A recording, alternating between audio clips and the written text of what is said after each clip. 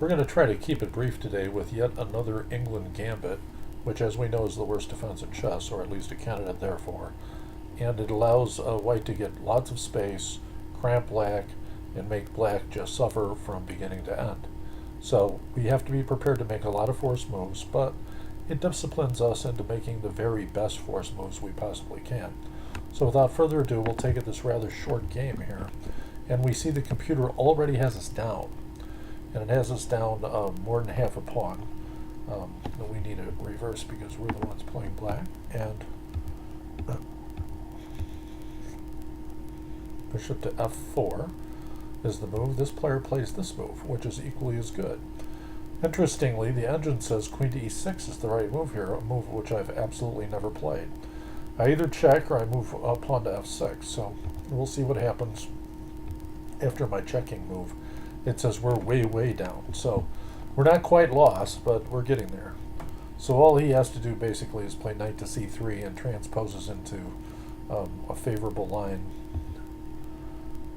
and he does. And now it says I should not take that pawn.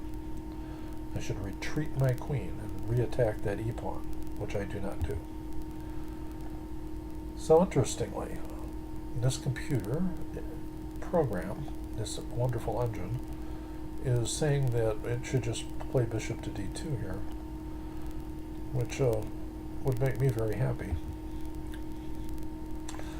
Instead, this player plays knight to d5, attacking my c7 pawn, which, by the way, isn't just a threat of forking king and rook, it's also mate. So the question is, what do we do about it? And the answer is this check. And this check basically equalizes. So this player has had the opportunity to go wrong. They've got plenty of development, just as much as black does. And he's basically right now forced to, according to Stockfish 8, retreat his bishop. Now here we have a real conflict between this program and Stockfish 8. Stockfish 8 says retreat is mandatory. However, knight takes b4 is what this program insists upon. And says queen takes check is the right move, which is interesting. This is not a move that I normally play, so I don't know why it says that. Okay, since I take with the knight and it's equally good, it has white up an equal amount. He just plays rook to c1. I play. Then it wants me to move like h6 or knight to c6.